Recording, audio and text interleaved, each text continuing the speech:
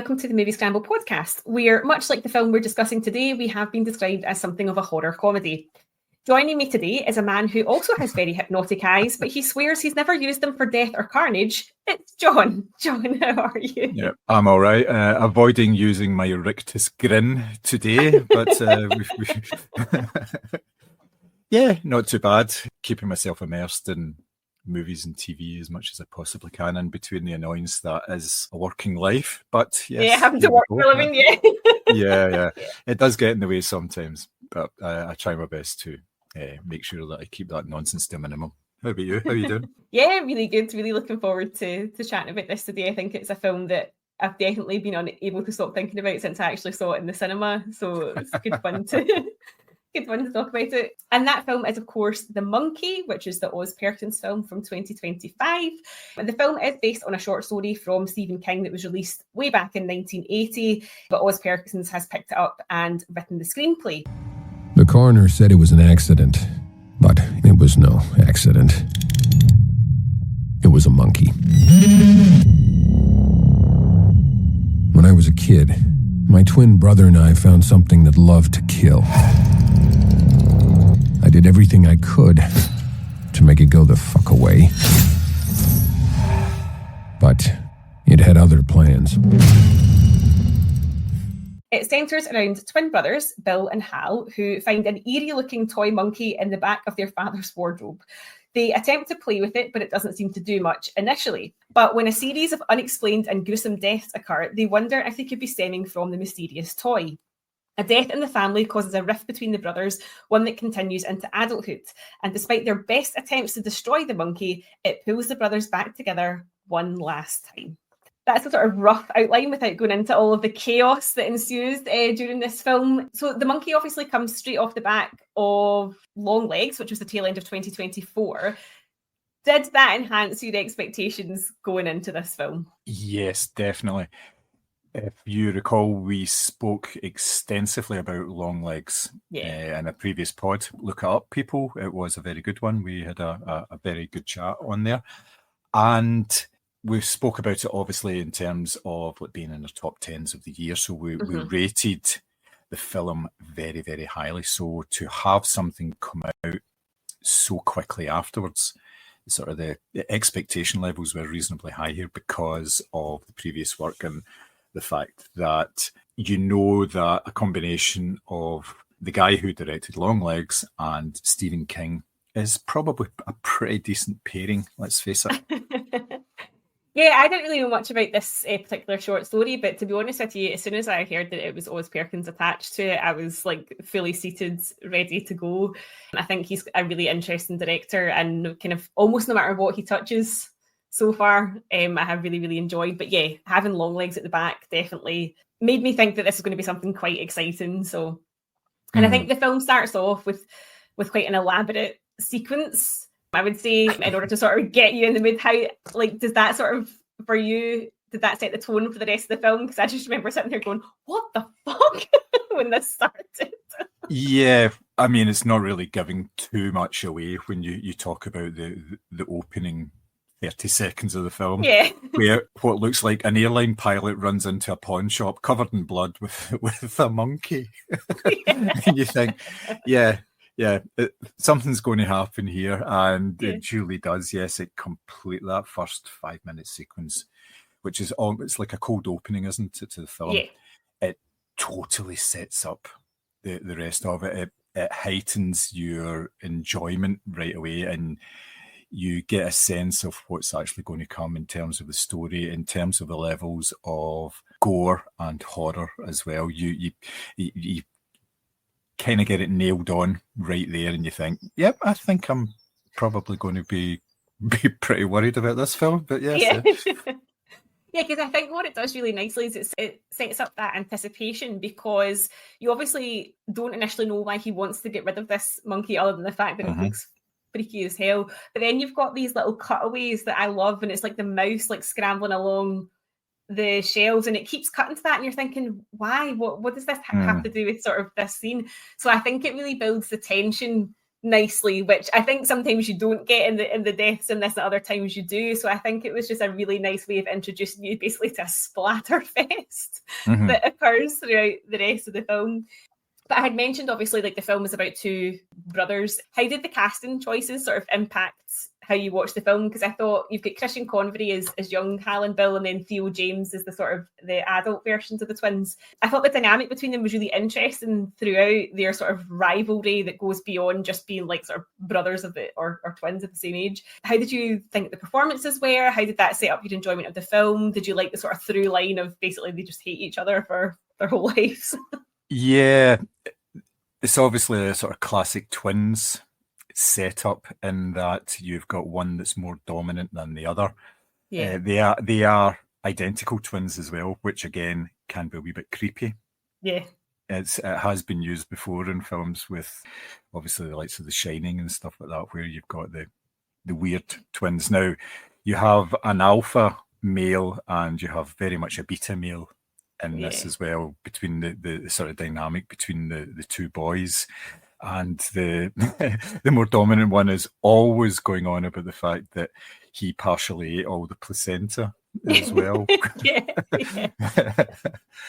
So yeah, you've got this sort of downtrodden, sort of nerdy, bookish type who actually is the narrator as well. There's not full narration in the film, a sort of partial narration, which I think works very well. Yeah, I did like the way that the sort of dynamic between the two boys was set up, and like the fact that the sort of meeker one actually wanted to kill his brother as well, and that kind of set off like a whole, that was partially setting off the chain of events that sort of lead the sort of first half of the film, which I thought it was really good. But then the switch into adulthood, I did find the casting of Theo James a wee bit weird because he's a very good-looking man. So, he's not geeky.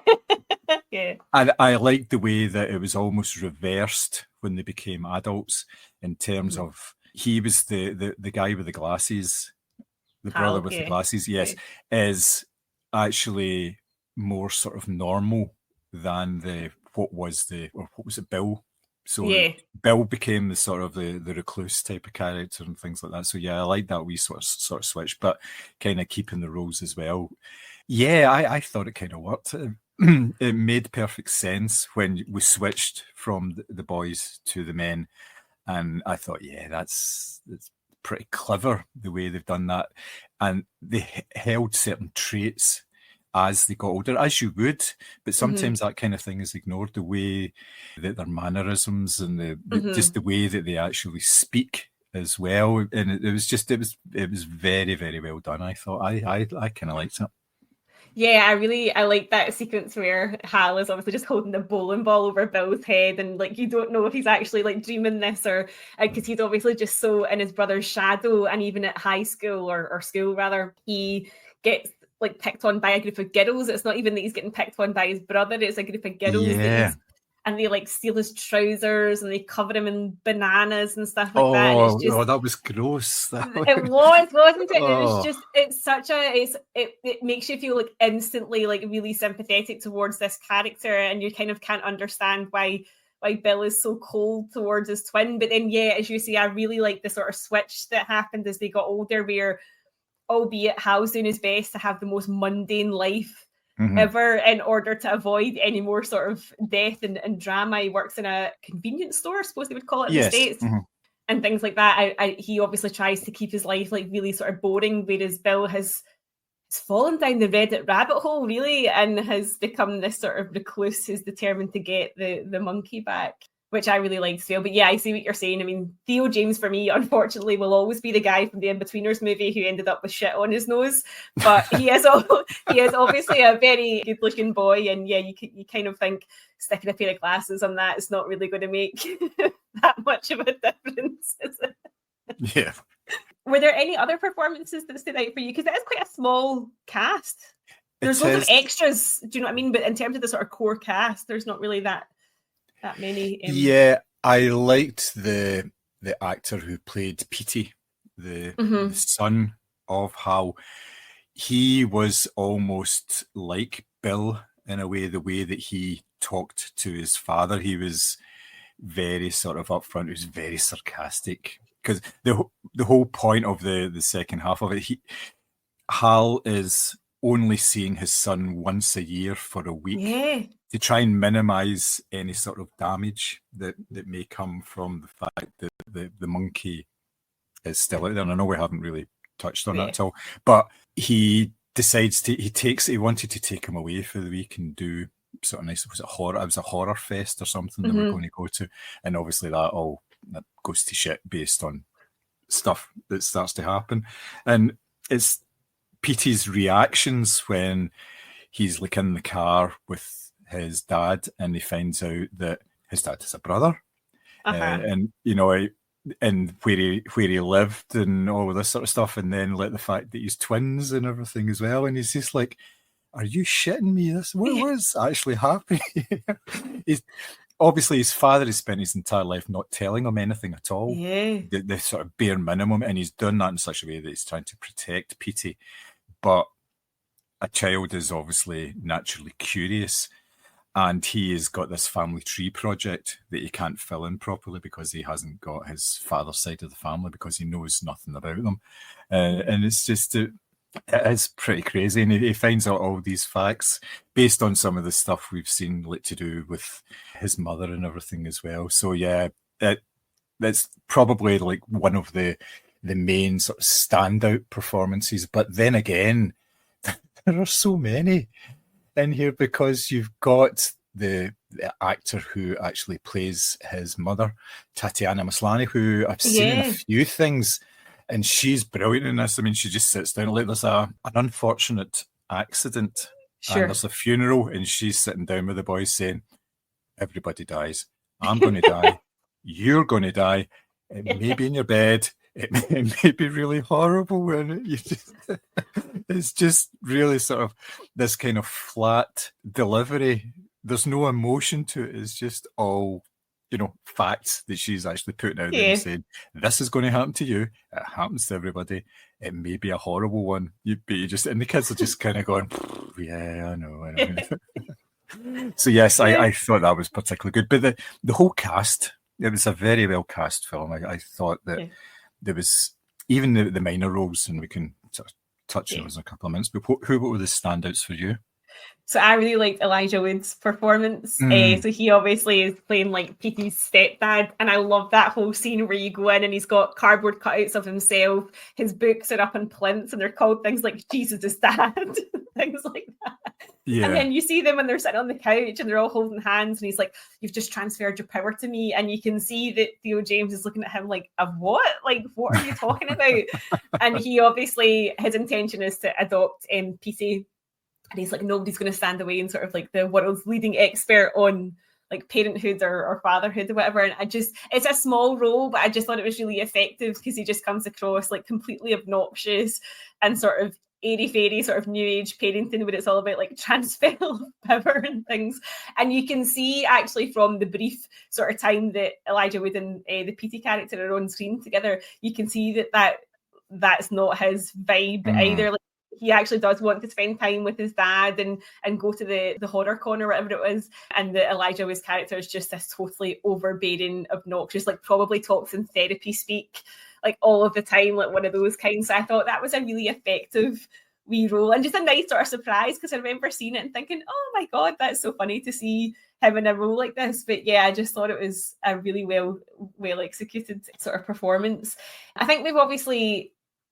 I mean, we can't really go into this pod without talking about like spoilery type things. So the film has been out for a wee while. So if you don't want to hear spoilers, we're probably going to chat about them from here on out. The monkey itself, obviously, is the central part of this film. It's the toy that the brothers find. Oh, no, it's not a toy. Never call it a toy. Oh, beg your pardon. Yep. They emphasise that a few times. It's an agent of death and destruction at the centre of the film. I think there's a really nice, like, although obviously this is, as I say, it's a bit of a splatter fest, there is this kind of through line when you think about the monkey, about sort of like human nature and fear and fate, because the brothers, there is a scene obviously where we see Hal attempting to hack the monkey to death, and they throw it down a well and they assume that's the last of it. But obviously, for whatever reason, it puts itself back together and sort of follows them into their adult life. Do you think it is as deep as that? Do you think it is about a sort of like not being able to escape your fate, or do you think it's just this is just batshit and it's a haunted monkey that's coming to ruin your life, basically? Because there's no control over it. You can't tell it who to kill. Yes, yeah, it just happens. It is kind of the randomness of life, I think it is, because anything can happen to anybody at any time, basically. So you just don't know what's going to happen. But like I say, that this particular device is an agent of chaos, and you don't know where it's come from. You don't know who had it before Hal and Bill's father, where he got it from. Does it just attach itself to people and stay there for as long as possible until there are no more people within that particular family? You just do not know. But yes, it kind of represents a lot of things. It is just the sort of standard, the evil that's lurking in the background and is always there. And it also represents some sort of unstoppable force as well. There's nothing you can do about it. You can try and ignore it as much as you can, and the only way to avoid it is to not turn its key. Now, that's easier said than done. You would think, well, you don't turn its key, but then when you involve the ego of people and the fact that they can have some sort of control over other people, where if it's people they know or if it's just going to be random strangers, then it's still control, and that sort of power appeals to people, so that therefore they will turn that key. They'll do that. It will eventually get into the wrong hands.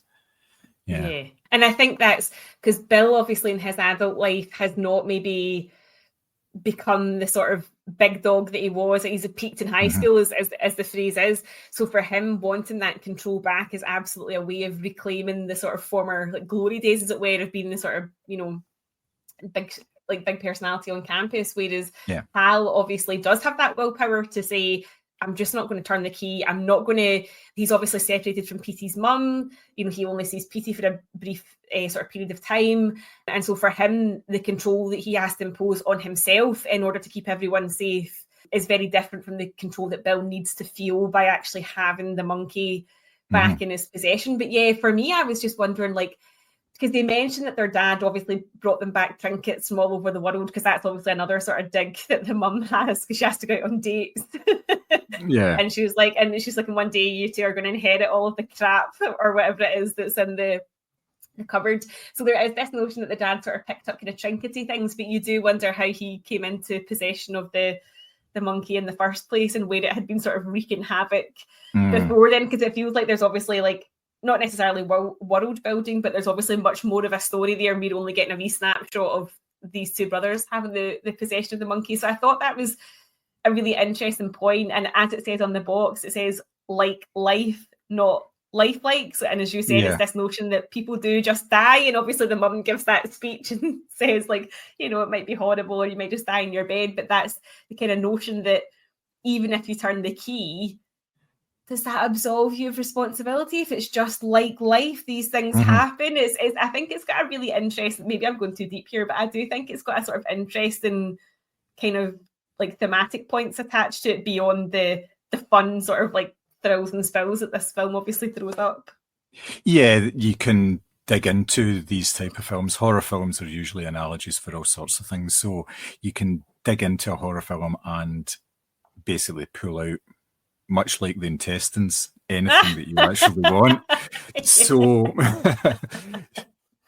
yeah, and you can look at it that way, but that's the kind of beauty of these type of films, that you can treat it at a very sort of surface level, or you can go into it and say, well, it is like life in a lot of ways because it is very random and everything as well. On your point about the sort of the history of the monkey, I think it's done very well because you want to know where it came from and what the actual power it holds within it actually is. But by not knowing that, it's never talked about in the film. You don't get some wise old guy coming in and saying, I know it's not Mogwai. You don't get that. And because of that, it's left to your own imagination about where it came from. Was it always a monkey toy? Is it something that's possessed things? down the centuries or whatever, so you don't get any of that at all, and it's just left entirely to you, and all you are faced with is this. Well, at rest, it's an inanimate object. It doesn't do anything. It just sits there with this expression, which is terrifying in itself. Which is terrifying in itself. The more you see it, the more you get unsettled by it, and the film goes out of its way to make you feel as unsettled as possible when that thing is on screen. It really is. It lingers on the monkey when it's actually not doing anything at all. I know, and I was just thinking, because I was reading that apparently there was like 4 or 5 like prop monkeys for the film, obviously like wear and tear, all that sort of thing. Yeah, of course, yeah. And I was like, I wonder if anyone on set ever turned around and was like, that thing's looking at me. Or like, do you know how you hear people like take props home from a film? Like, you would not be taking that thing home, would you? I just think it's so scary. No, definitely not. Yeah, it's very well put together, the monkey itself, because it doesn't do anything. Yeah, and it's the same idea as looking at someone directly in the face for an extended period of time and not talking, and there's no expressions, and it just becomes more and more unsettling. I remember, I don't know if you remember this, there was a television advert for BT. It was maybe about 20 years ago. It was Bob Hoskins. Oh, yeah.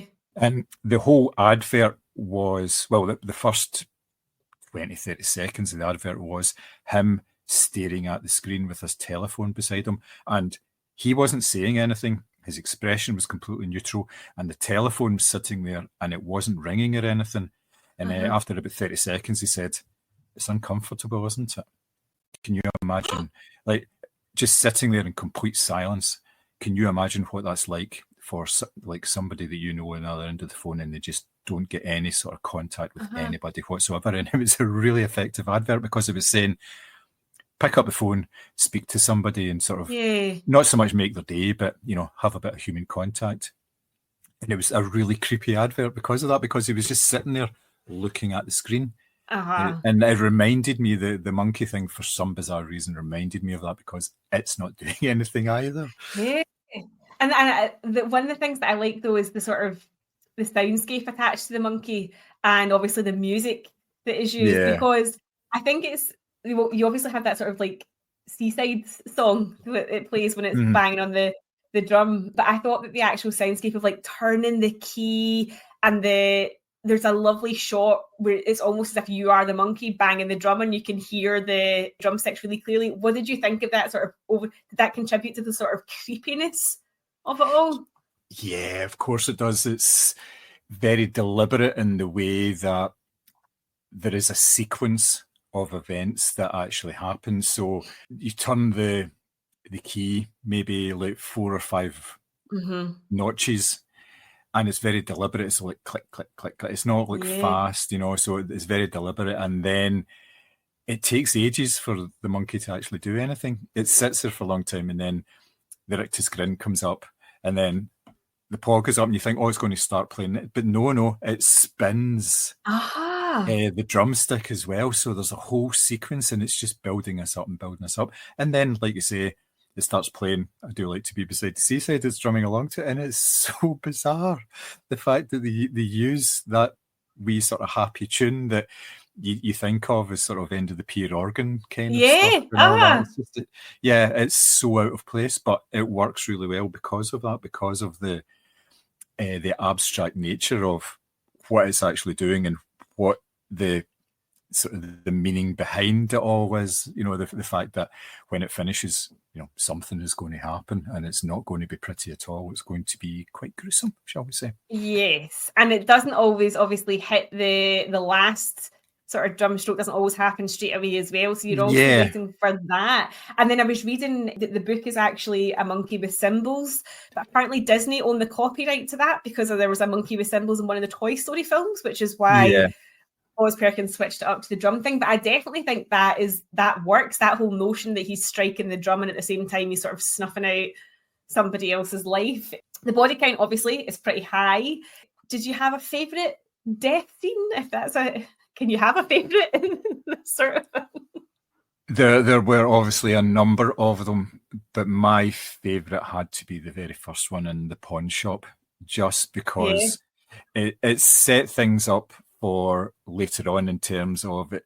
It's a number of elements involved. Like, say, there was the mouse or the rat chewing through a piece of rope, which then pushed something and it hit against, there was a diver's outfit with a spear gun, and the spear gun just shot directly into this guy's stomach, the guy behind the counter.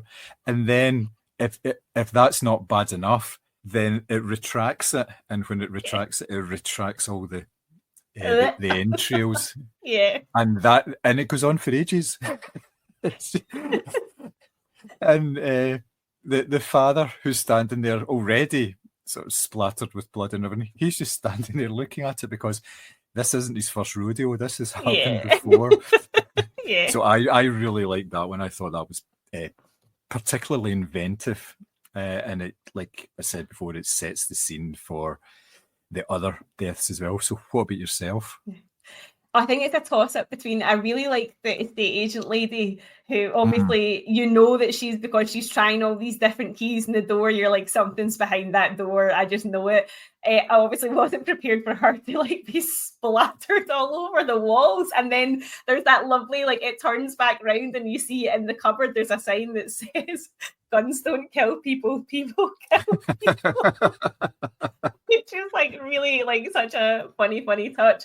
But I also really liked I thought the aunt's death was like proper Final Destination stuff. Like, she obviously fell through the stairs into the fish hooks and then put rubbing alcohol in her face, and you just knew she was going to go up on fire. But then I didn't see it come that she was obviously going to like basically like put her face through the mailbox as well. So after it was putting like, her foot through it in a plant pot or something. It was like a death of several parts. So I thought that was like not funny, but just the build up to it. Obviously you were like, this cannot get any more ridiculous than the previous injury she's inflicted upon herself, but it does. So I thought those two were particularly well done. As I say, that scene where it turns back round to the wee sign inside the cupboard, I thought was like a proper touch of class.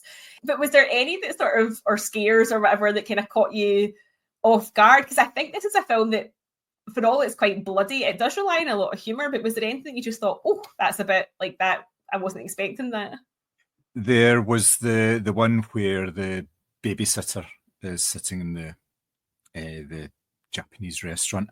I wasn't really expecting that, and the way that was a very sort of Final Destination type death, and it reminded me a wee bit of the first Resident Evil film as well, because there's a corridor scene there with lasers, and that was quite unexpected. I didn't expect that to work that way. I thought, obviously there's knives involved.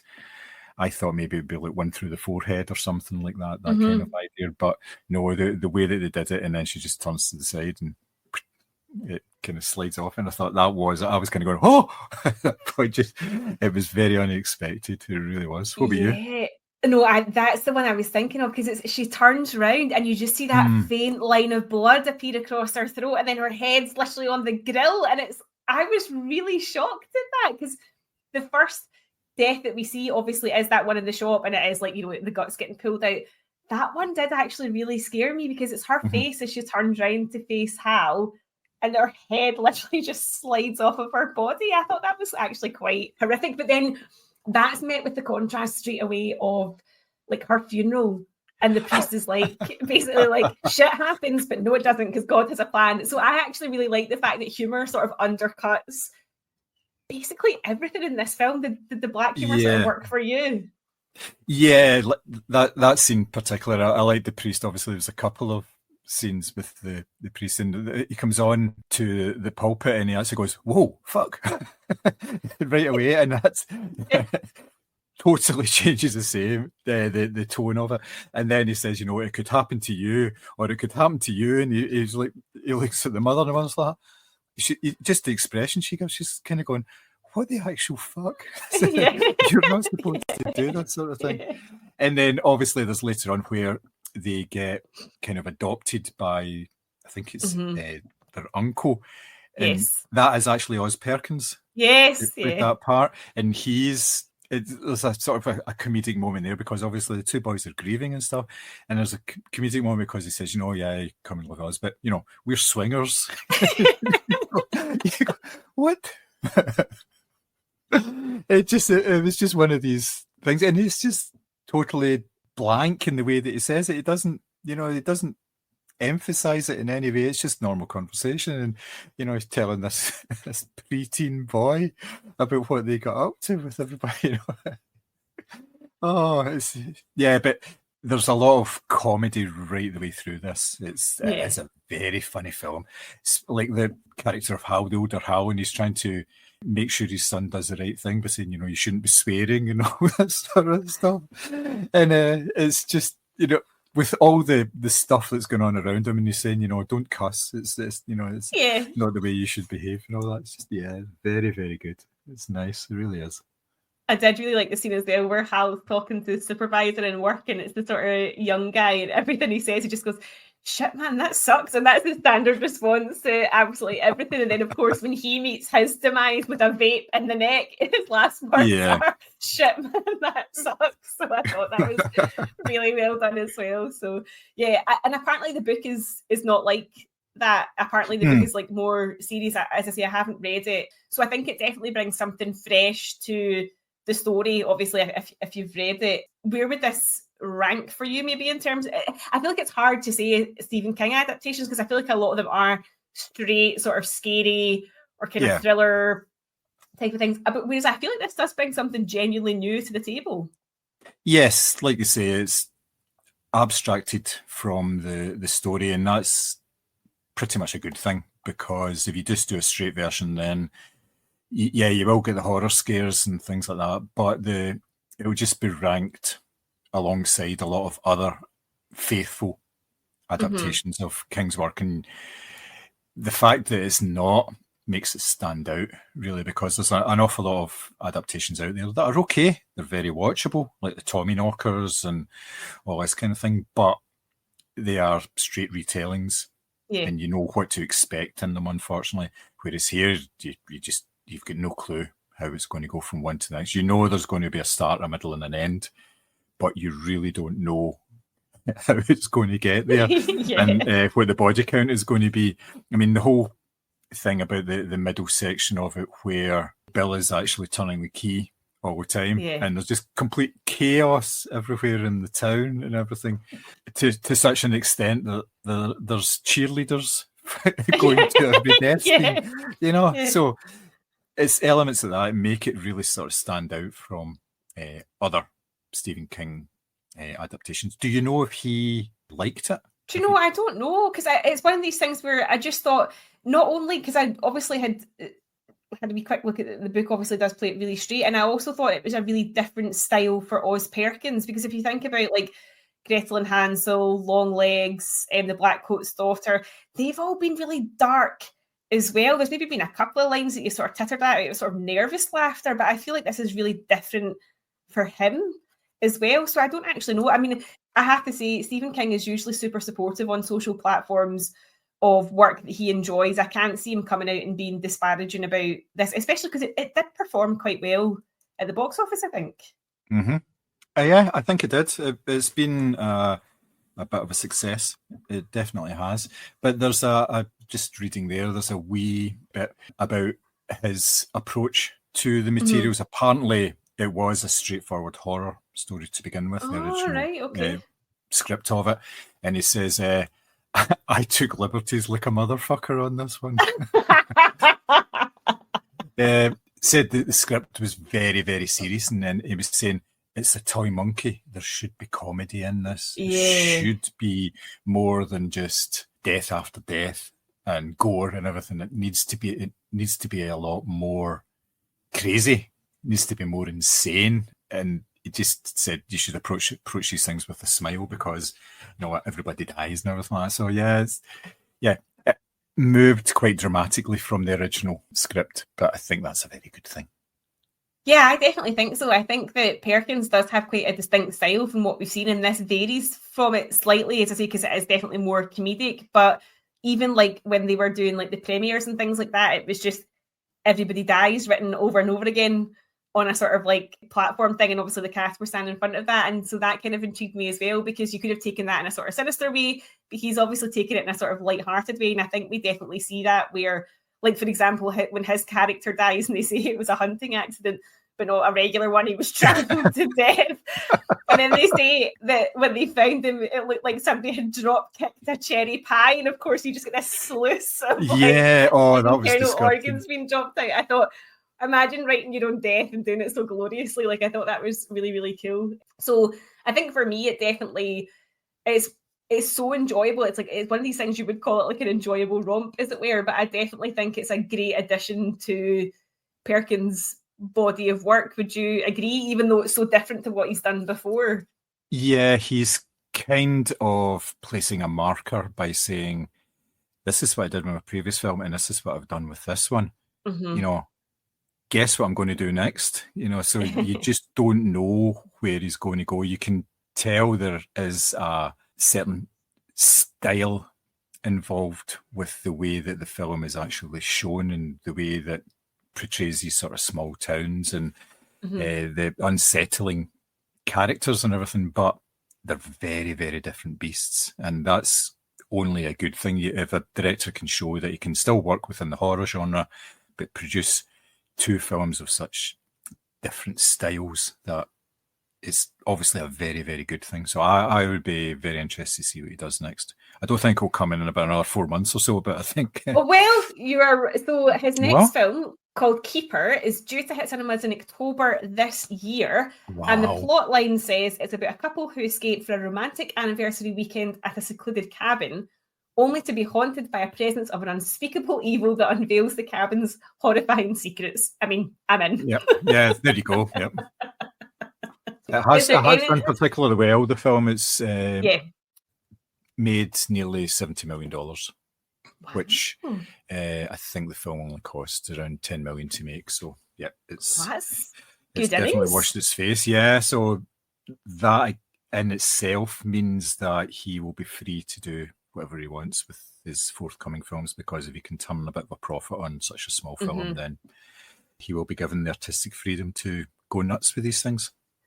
And he doesn't strike me as somebody who would work on a film where he wasn't given that freedom. Actually, like, he's never going to be a Marvel director or sort of franchise director, I don't think, just because he's somebody that clearly enjoys very much putting his own stamp on things, I think. And I don't mean that in a derogatory. I'm not saying he's never going to have like a big massive film. I just think that for him, obviously having this, even just with this film and being able to, as he said, take liberties, I think it strikes me that that's really important for him to be able to do his own thing.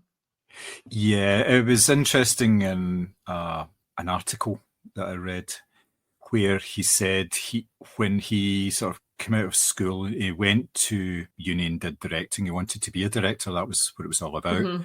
And he says, for whatever reason, it didn't happen right away. He didn't actually get to direct something like big until he was 41. But in the interim, what he realised with all the stuff that he was working on as an actor, that the screenplay is king. He says, if you have a good screenplay and you have it refined and you know what you're going to do with it, that's the centre of everything. If you have the words down on a page, then everything else will follow from that. So he obviously took his time getting into directing, and he knew what he had to do in order to do it. And I think that kind of shows, one, by the speed of his work, and two, by the quality of the product that he's actually bringing out as well. Yeah, and I think that because he's not tied to like major studios or franchises and stuff like that, there is a sort of flexibility and agility there that means he can, like, for example, he can have a film coming out in October this year, you know, just after one's hit screens in the start of the year. So I think that that's fascinating to know that the screenplay is at the heart of everything he does, because I think you can tell that. I think everything he's been involved with to date has had a very, very strong script. And whether you like his visual style or not is almost irrelevant, because actually the base of having that really good script is there for sure. Yeah, and there's the whole thing about less is more as well, because if you think about Longlegs, it was all built up on the character of Longlegs and the Nick Cage performance. He was on screen for, 15 minutes most? Maybe. He was hardly on there at all. And with this, the main antagonist is the monkey, and you know nothing about it. You get you only get the very sort of bare information based on the fact that they've figured out people die whenever the monkey bangs its drum, and that's it. So it's very much, keeping it tight, very much less. The less you know, the more your imagination runs wild. Well, that's it, and the scarier it gets, and that's why obviously the marketing campaign for Long Legs was so successful, because he wasn't seen. And in this case, it's because essentially the monkey doesn't come with instructions, so it takes them a while to work out that you can't ask it to kill a specific person, or that when you turn the key, that's when or it has to drop the final drumstick, and that's when the bad thing happens. Like, I like the fact in a way that you're sort of discovering it alongside Hal and Bill how this thing actually works, because as I say, it doesn't come with a guide. No, definitely not. Yep. So is there anything else you would like to touch on for the monkey?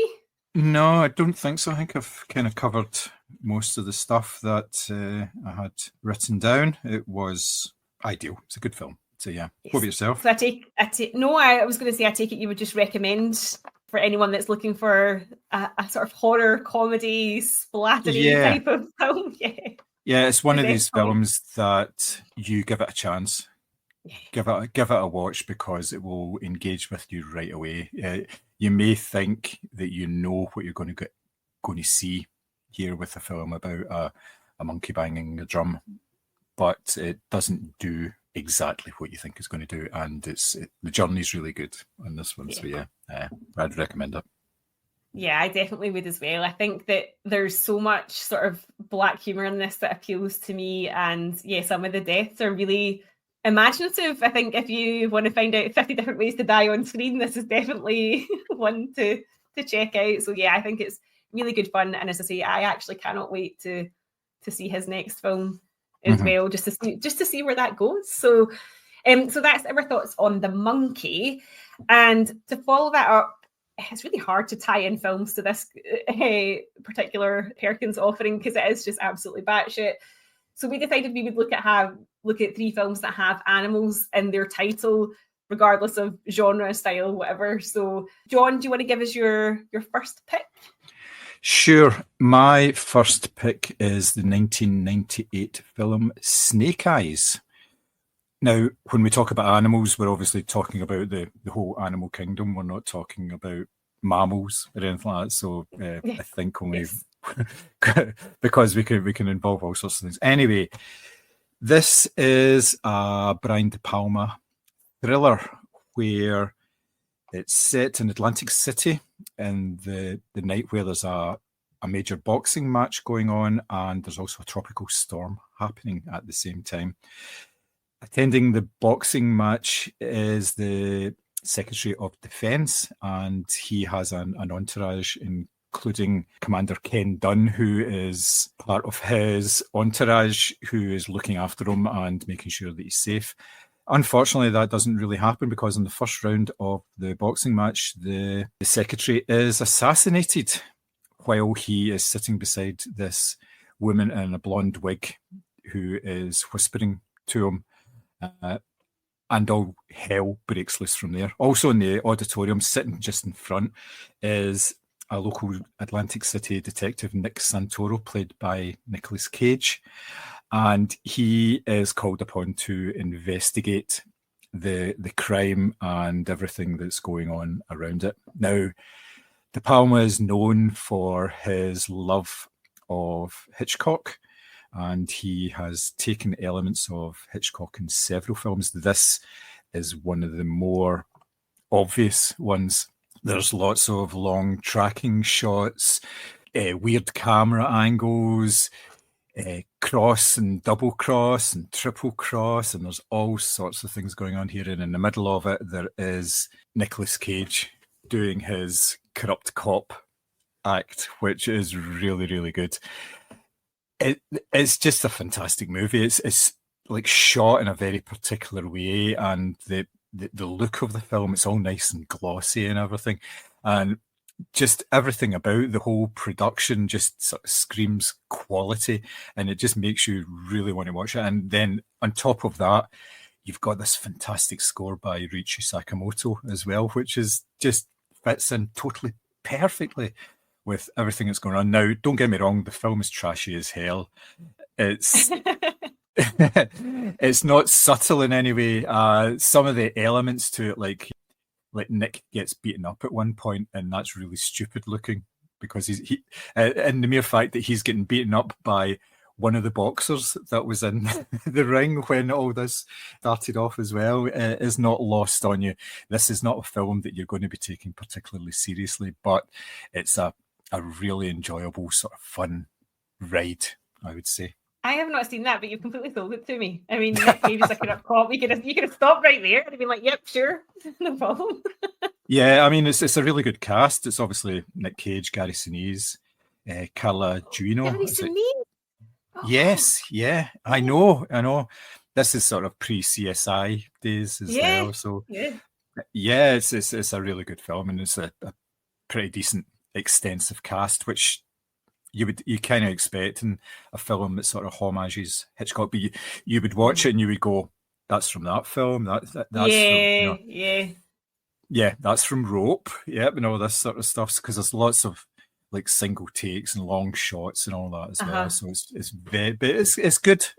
I mean, I'm not criticizing it in any way for using those sort of elements, because it works and he knows what he's doing, and he's not trying to hide it by saying he's trying to do something different. It's very much this type of thriller that we occasionally get these days. Not as often as I'd like, but yeah, it's good. So my first pick is quite a change in tone from that. So I'm going to go with a film that, quite honestly, I would die on a hill for. Like, I love this film so much. It's from 1986, and it is The Great Mouse Detective. When I had this on video, because I'm that old, it was definitely called Basil the Great Mouse Detective, but now it's just The Great Mouse Detective. So this is a Disney film, which I believe is an underrated classic. It's basically Sherlock Holmes, but told with animals. Sherlock Holmes, obviously, he does feature in the film, but Basil is a mouse, voiced by Barry Ingham. And he has Professor Dawson, who helps him out. And basically, he is confronted with a case where a toy maker has been kidnapped by Professor Rattigan, who's voiced by Vincent Price. And that alone should sell you on this film, whose plan is to sort of usurp the coronation of a new mouse queen. So for me, I mean, as I say, Vincent Price's voice work should be enough to sell you on this. He has a great song where they all sort of toast Rattigan, but you're absolutely not allowed to call him a rat, because that is punishable by death. He has a giant cat that he keeps to feed anyone to that insults him. There is a bat called Fidget, who has this like hilarious little laugh, but also gave me one of the biggest jump scares of my childhood, where they put him in a sort of like frilly baby hat and put him in a pram, and he jumps out at Basil and Dawson. And to this day, that jump scare still gets me, because it's really scary. There's like twee Scottish accents, like Olivia, the little girl in it. I'll always remember she walks around saying, "They've taken my daddy." And actually, that girl who voiced her was from Edinburgh, but they've obviously told her to sort of ham up the Scottishness. I mean, she's walking around basically in a tam o' shanter and a kilt for the vast majority of the film, like in case you didn't get where she was from. But I think it's great storytelling, really good animation, and it obviously just gets lost in amongst all the other Disney that was coming out at that time. I mean, 89 was, I think, Little Mermaid came out, so this is just a few years before that. So this is a childhood classic for me that, as I say, I'll die on the hill as to how good I think it is. I rewatched it a few months ago and I just thought, yep, holds up, perfect. And yeah, it's on Disney Plus, so highly recommend if you've not seen it. Nice. Definitely a Disney worth seeking out. Excellent. That's a really good choice. I've not seen that film for years and years. But just you mentioning all the various characters and the fact that Vincent Price is in it, that's just amazing. That's just brilliant, yeah. Oh, man. And he's such a, obviously he's a very good bad guy, but in this in particular, I think, because obviously it's a kid's film as well, and you're used to seeing him in this sort of like bloody sort of horror films, and so for him to be, as I say, he's a giant rat, but you're not allowed to call him that. And I love the scene where he rings his little bell and you hear the thump of the footsteps, and it's just this massive cat. So yes, highly recommend if you've not seen it. It is on Disney Plus, and it's well worth the watch. Nice. Talking of Scottish accents, I watched an episode of The Saint during the week there, and it's the ones that they're re-showing in Talking Pictures TV. And the episode was set in Malaysia, but obviously wasn't. It was like a backlot in like Cricklewood or something like that. You could really tell it wasn't. One of the things he was doing, he was trying to get money back from a guy, or get money back for a guy who'd been swindled out of like thousands of pounds. And the guy was Scottish, and he had this terrible Scottish accent, and it was all this, oh hi, you know, this sort of stuff, you know, and it was awful. And I actually looked up the guy on IMDb, and it turns out he came from Glasgow, but obviously his Scottish accent wasn't Scottish enough, so he had to do this real sort of, and it was terrible. It was really cringeworthy. It was awful.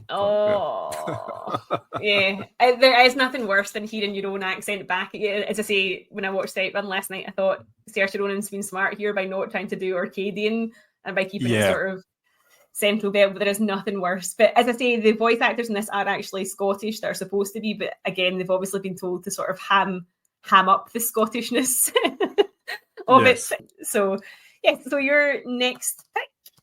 My next pick is moving swiftly away from anything as nice as Basil, the Great Mouse Detective. My choice is the 2018 spy thriller Red Sparrow. It's directed by Francis Lawrence, and it stars Jennifer Lawrence. The two team up again after the Hunger Games films. This followed on directly from it. It's a cast of thousands, as with a lot of films these days. Obviously, alongside Lawrence, you've got Joel Egerton, Matthias Schoenaerts, Charlotte Rampling, Mary Louise Parker, Jeremy Irons, and Kieran Hines in various roles. I know, it's pretty crazy. It's set in modern day Russia, and Jennifer Lawrence plays the part of Dominika, who is a ballerina who is subject to an accident, rather a painful one, where her leg gets broken, and it turns out not by accident. It's a jealous fellow dancer. So she takes revenge on them. Her uncle is part of the Secret Service in Russia, I should say, and he facilitates this for her, and then he kind of co-opts her into becoming a spy carrying out a mission, which she's not told exactly what's going to happen. And it turns out that the man that she is meeting, who is a Russian industrialist, is actually getting set up for an assassination, which actually happens. So then she is sent away to spy school, where it's Charlotte Rampling doing her best Russian accent. I should say there are quality Russian accents throughout. It's all, da, comrade, all this sort of stuff, all the way, all of them. So she's sent to this course, which is where they create sparrows, which are these very charismatic and good-looking people who are able to infiltrate into conversations and set up sort of honey traps and all this kind of thing. At the same time, Joel Edgerton is an American spy who works for the CIA, and he's trying to protect one of his assets that nearly got burned in Moscow, and it's like a sort of high-level asset that's feeding the CIA information about what's actually going on in the Kremlin. So there's a whole story about trying to uncover the mole, which Dominika is sent to do by getting into the life of the Joel Edgerton character. And there is also the whole thing about, who's fooling who here. Is the CIA running her, or she, and the Russians running them? So it's back and forward and all that. There's quite a bit of nudity in this film, actually, with Jennifer Lawrence as well. There's a few sort of, not like graphic sex or anything, but a few scenes where people are nude and things like that as well. And it's a kind of a twisty, turny spy flick, which you can take at face value and say, yeah, it was okay, or you can sort of really get into it. And I like the film. I think it's a pretty good entry into the sort of thriller genre. It's not going to be for everyone because of the accents, but the quality cast, they completely buy into it.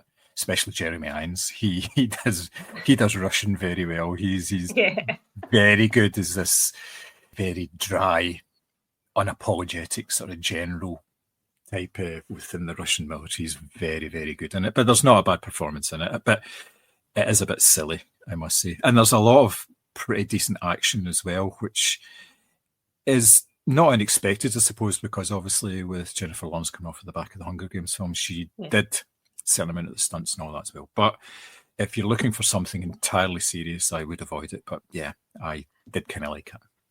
I remember seeing it in the cinema because it's one of these films where you know it's a thriller set in Russia because it's that sort of washed out look the whole way through it. I remember thinking it was okay at the time, but yeah, everyone has committed to the bit in terms of accents. Which, do you know what, I actually appreciate sometimes in a film like that where they could just be saying like comrade in an American accent or an Irish accent, whatever they have, but the fact that they've all committed to, nope, we're going to do this with the Russian accent, I actually quite like. Mm-hmm. Yeah, I've got no problems with it at all. Definitely not. So my next pick is quite a controversial one, not for the pod, but it was a controversial film at the time. So this is the 1971 Sam Peckinpah film Straw Dogs, in which I appreciate has been remade with James Marsden, of all people. Basically, this film stars Dustin Hoffman and Susan George, and Hoffman is the astrophysicist David Sumner, and he wants to move to Britain with his wife to sort of get away from escalating violence in the States, only to find himself in an absolutely horrific situation, Middle England. There is always that scene where he walks into the pub and it's like everyone turns around and stares. And if you've ever moved to Eaglesham, that's basically how it feels here as well. So basically he asks a bunch of locals to do some construction on his house, and it sort of escalates into violence. And obviously there is a very controversial rape scene in the film as well. So for me, it sort of captures that kind of sweaty, grimy, violent 70s cinema style perfectly. And obviously with it being Peckinpah, there's lots of like really well executed violence. There's like bricks coming through windows and all that sort of thing. So I really like Dustin Hoffman's performance in this as well. I think he is absolutely flawless because when we first meet David, he's sort of gentle, nerdy, conflict avoiding. Obviously that's his reason for moving to England, and he's basically pushed to the brink. And I think it's one of these films that sort of asks you what you would do if you were in his position, because obviously the locals at first sort of tried to pass off his complaints as like nothing. Essentially, you've got Peter Vaughan and Jim Norton, who are completely creepy and odious in this film and just really horrific. And I just think it's that sort of small village, hostile to outsiders trope, but sort of ramped up by a million. And obviously, as I say, there was a very controversial sort of sexual assault scene that takes place as well. I, having watched this film again not that long ago, I think it holds up completely. I think the performances hold up. In particular, as I say, I think Dustin Hoffman is excellent in this film. But the sense of dread that it imbues in you know, it's not this quaint little English village. In a way, it sometimes almost reminds me of like The Omen as well, that kind of English setting. But I think it is definitely infused with that sort of, as I say, that kind of grimy, violent, sort of American style cinema that was obviously quite prevalent at the time. I think it holds up. I think the performances are great, and I think it's just a really excellent tight drama. Like, there's not a massive cast, there's not a, you know, but it uses tension really well. It sort of ramps up the violence slowly. There is a couple moments where you're like, well, is this going on or is it not? And then, as I say, obviously there's a huge controversial violence in it. I don't know how much more I can say without giving too much away. I think it's a brilliant film worth seeking out if you haven't seen it already. But I feel like this is a cinema staple for quite a lot of people. Sam Peckinpah obviously had a certain reputation by that point in his career with the types of films that he was doing, and there was always controversy surrounding them. Yeah. This is a fantastic movie. Like you say, it does still hold up after all these years. Basically because of the way that it was made. It's very, like you say, it's very economical. It doesn't waste a lot of time. There's no extraneous scenes here, and there is a certain sense of dread about it. Now, the controversy about the film itself kind of takes away from the power of the film a wee bit itself by, like, I think it was kind of wrapped up in the video nasties and all that as well when it came out in video, wasn't it? It was one of these ones that was, people shouldn't be seeing this on video when it came out. So, it is a very good film. It's not one that you can say you can enjoy in any way, but it's one that is definitely a film that you should see. If you're going to see any Sam Peckinpah films, then this is one of the ones that you should definitely be seeking out. It's a very good pick indeed. And it has a dog in the title. Yeah, well done. There you go. And your last pick for us? Yeah, for my last pick, I was going to go with Israeli film Big Bad Wolves, but I couldn't find a copy of it to see, to remind myself about it, because it's been maybe about 10 years since I've seen it, which is a bit of a shame. I will save that one for a future top 3, and I will seek it out. So what I did instead was have a quick look through Amazon Prime to see what was on there, and I came up with The Butterfly Effect from 2004. Good shout, yeah. Which I had not seen for, again, it was about 10, 15 years. And I watched it last night after doing my due diligence and watching The Monkey and the extra bits in The Monkey that I'd wanted to sort of review again. So The Butterfly Effect is a 2004 science fiction-ish thriller, wee bit of horror elements in it as well. It stars Ashton Kutcher, Amy Smart, Eric Stoltz, William Lee Scott, and Logan Lerman in a very sort of early role. Kutcher himself, he plays a college student, Evan, who has been experiencing blackouts and memory loss since a young child. And he has figured out a way to unlock the memories of these blacked out periods, which basically involves reading from a journal that he started to keep as a young boy. And when he starts reading the journal out loud, things start to flash about around him, and he basically goes back to the previous version of him and what actually unfolded. Now, he figures out that if he can go back, he understands that changes can be made. Therefore, the butterfly effect, you make one small change in the past, or you make one small change and it affects everything that happens after it.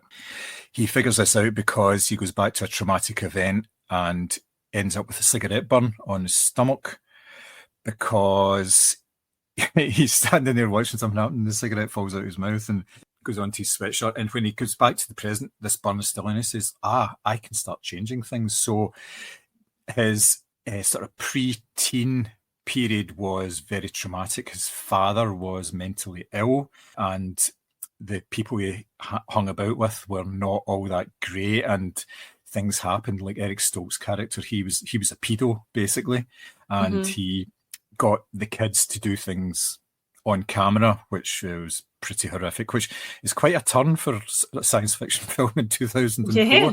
It's not exactly what you're expecting. So he figures that he can go back and change things, and he goes back and he makes slight changes, and his present then changes, and it's all the stuff that happens because of what he's changing. And different things happen with different iterations going back to different places and all that. And it never actually seems to be totally perfect. It's like, trying to sort of patch the past in order to make the present better. It's mainly to do with the girl that he loves, who ends up in all sorts of horrible situations based on her past and how he actually helps her out or doesn't help her out.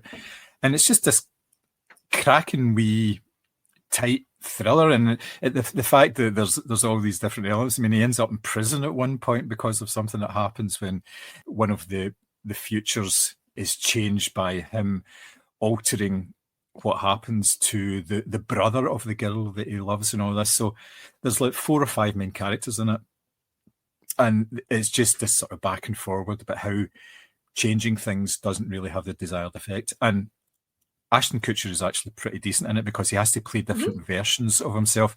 He has to he's thrown into these different situations where he's he's like a college kid, but he's living in dorms with sort of all these oddball people, all these normal people. And then like in another existence, he's actually like in one of the fraternities and he's one of the main people in there. And it's the way he dresses and the way he looks and all that as well. And it works really, really well. He actually comes across as a pretty decent actor, and I think you forget about that because of his sort of later rom-com stuff and things like that. It doesn't really stand him in good stead. But that film, which I think was an introduction to a lot of people to him as an actor, stands up really well. Now, for the benefit of Simi, which I'm sure you already knows, there is a Butterfly Effect 2 and 3. There's of course a whole trilogy there. And it is the laws of diminishing returns with these films, because the first film had a certain amount of shock value because it was something you hadn't seen, but you can't really do that with subsequent films because it's already been set up how you do it. But yeah, decent movie. I enjoyed it. Yeah, I forgot that existed, actually, until you mentioned that again there. But yeah, I remember, I think that was like one of the very early 12 or 12As that I had been to see at the cinema. I think that was when it came out. But I do remember that being quite, and it's become a sort of, that's become like the phrase now, isn't it? Like, I don't know if that was like something that existed before that film or not, but that has become the kind of, the butterfly effect has been the phrase about changed in the past. Yeah. Yes, it comes from, I don't know if it's actually like Chinese philosophy.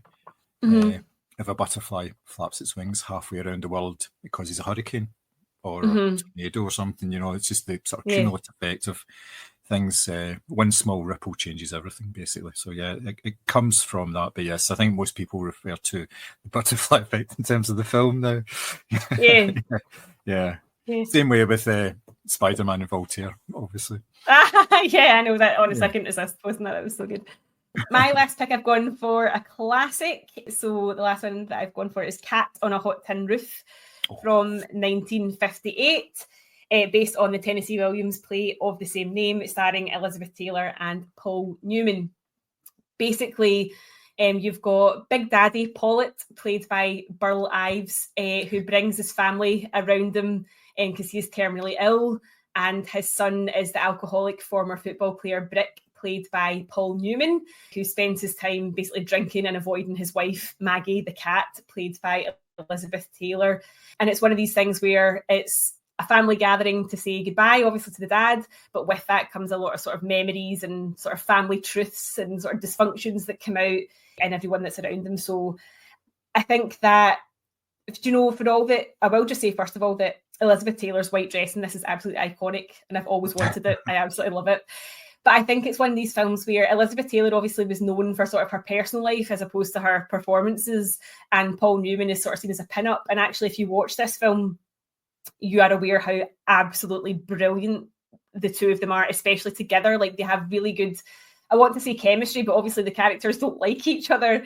Brick is emotionally cruel and he's constantly deriding Maggie, and she is literally just begging for affection from him. And it's that kind of wetty, southern, dysfunctional family sort of thing going on. I think it's one of these films where you can tell it's been a play. It's a little bit like Long Day's Journey into Night, which I saw at the film festival. It's got that sort of element in it where you can sort of tell it's been a play. The language is obviously very elevated and things like that. But I just think that the performances are incredible. And there's also, we spoke about this a couple of pods ago about character actors. So there's lots of really, really good character actors in this, Burl Ives being the most obvious one. But then you've got Judith Anderson, who plays Mama Pollitt, or Mama Pollitt, however you say it as well. And I just think it's one of these films where it's a great ensemble cast, and they're all sort of trapped in this one location with each other, and they all just fucking hate each other as well, which I love.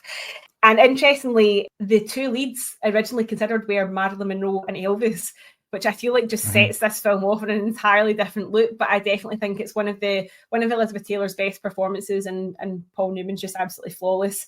Burl Ives is great in it as well. Again, like just a really well-known character actor. It's not, I would say that on having seen some of it back recently, it can come across like quite hammy. Obviously, it is that kind of high theatre style. But if you enjoy a sort of classic Hollywood drama, it's definitely one worth seeking out. And as a fun fact, which I learned this week, due to the fact that there was a musicians' strike going on in Hollywood at the time, the score is actually all canned pieces from the archives, which I find really interesting because I think the score's quite well known for this, or like quite striking pieces of music. But apparently, it was all sort of cobbled together at the last minute because they couldn't actually get anyone to sort of obviously break the strike and come and score the piece. But yeah, I think it's a great Hollywood classic. Two actors really at the top of their game, and yeah, perfect for an animal title, I think. Yes, this is one of my favourite films ever. I love this film. Yeah, I remember seeing it for the first time and just being completely blown away by it. Just that it was the two main performances, the way that they interact, and like you say, yes, it is quite stagey because it's basically people in different rooms talking.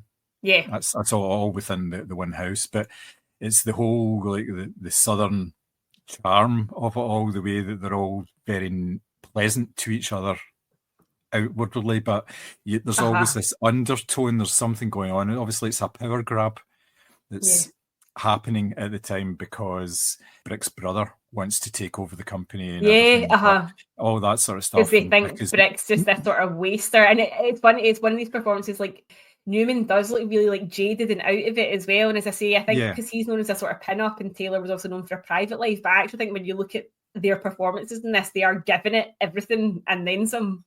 Yeah, and I like some of the very quotable lines, like the odour of mendacity, you know. This, and when they talk about Big Daddy, they don't just say Big Daddy, they say Big Daddy. Yeah. Hey, Big Daddy.